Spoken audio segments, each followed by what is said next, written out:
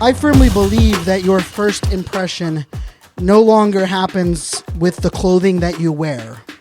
Your first impression happens when someone Googles your name, when someone searches for you on LinkedIn, when someone looks you up on Facebook and sees your public profile, when someone listens to a podcast that you are a host of or a guest on.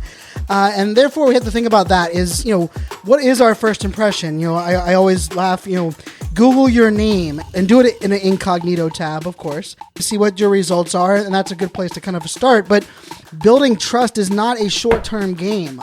Even if you're an overnight success influencer, instant fame based on one piece of content does not allow you to build a business. And I always like to say that, for me, personal branding is not wearing a hat. It's not wearing crazy shoes, dyeing your hair.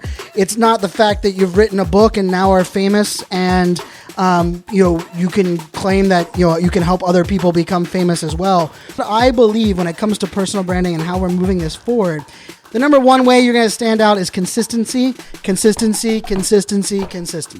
remember, consistency doesn't mean you need to put content out every single day or every single week.